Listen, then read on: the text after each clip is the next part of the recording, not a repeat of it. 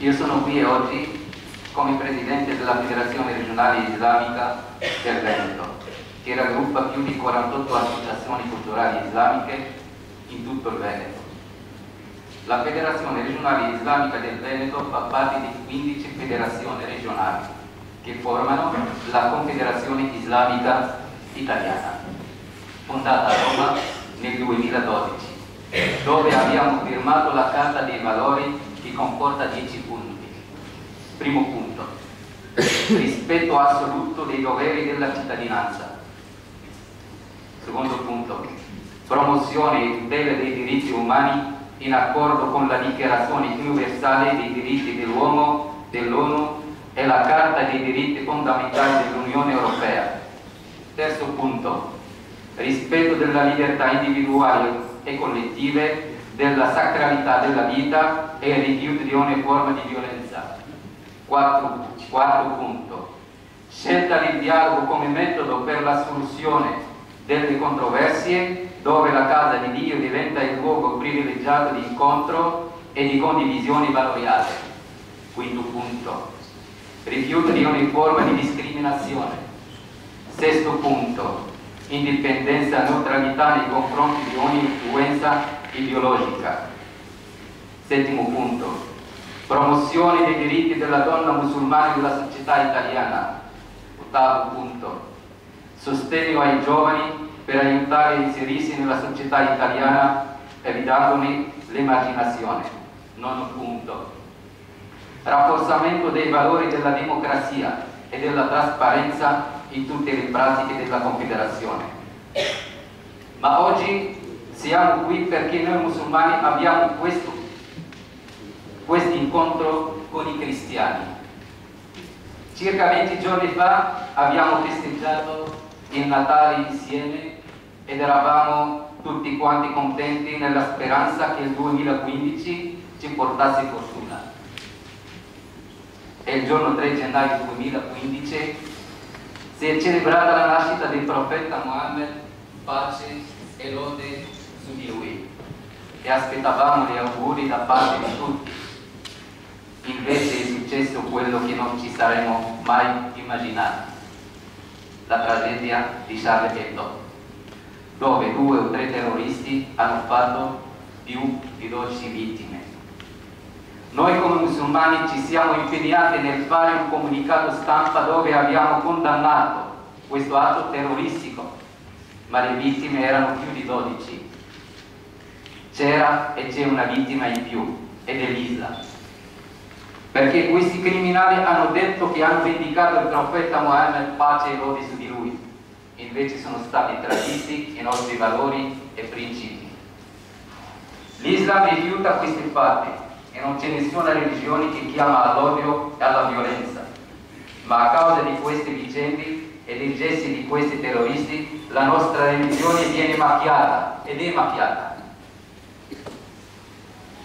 Diciamo sì alla libertà, ma non alla libertà che offende le persone. Sì alla libertà, ma non alla provocazione. Il vero musulmano è colui che non fa differenza tra i profeti e crede in tutti i profeti. Io non sono un terrorista e non sono Charlie, io sono un musulmano.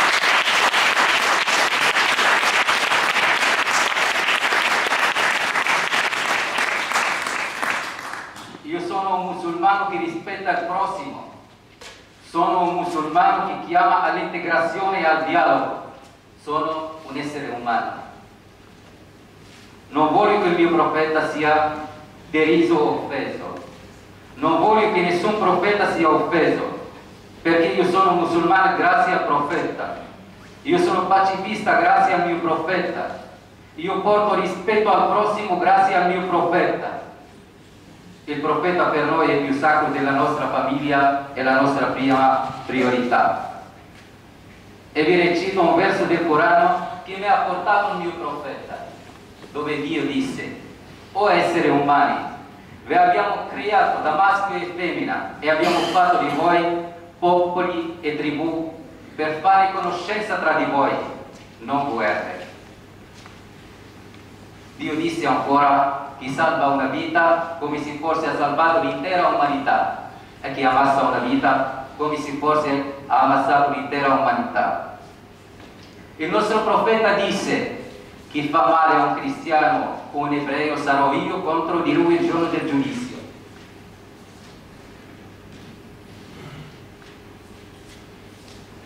E io voglio parlare anche dal posto da dove vengo. Io provengo dal Marocco, dove la religione è l'Islam, ma ci sono cristiani e ebrei, ci sono più di 65 chiese e monasteri e altrettante sinagoghe, e nessuno ha mai detto di chiudere le chiese. E invece qui appena succede qualcosa, qualcuno inizia a attaccare i centri culturali islamici, che non sono moschee, ma sono un punto di incontro dove svolgere la nostra preghiera, dicendo che l'Islam è pericoloso. Una preghiera non è mai pericolosa.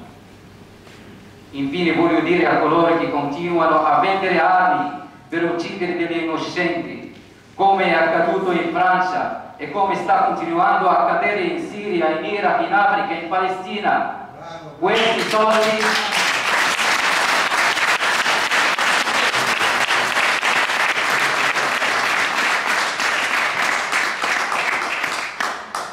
Questi soldi dovremmo investire nella ricerca per trovare un vaccino all'Ebola che sta minacciando l'intera umanità, nell'istruzione per uscire da questa crisi che sta soffocando milioni di persone. E oggi dovete sapere che non è la prima volta che manifestiamo. Siamo scesi molte volte in piazza contro la guerra a Gaza, contro l'ISIS, contro quelli che vogliono portarci via all'ospedale da Portogruaro. Abbiamo presentato una lettera al Presidente della Regione Luca Zaia, un documento per regolarizzare tutti i centri del Veneto, che ci ha detto una cosa molto importante. Ragazzi, io sono fortunato perché vi conosco, ma gli italiani hanno paura. Dovete farvi sentire e spiegare cosa è il vero Islam, perché fino adesso, fino ad ora, non avete avuto dei bravi ambasciatori. Quindi un appello a tutti i responsabili dei centri culturali: tiriamo sulle maniche e lavoriamo insieme per il bene di tutti. I nostri centri devono essere aperti a tutti e dobbiamo dare spazio, come ha detto il sindaco di Portogruaro, dare spazio ai giovani, perché sono il nostro futuro. Grazie.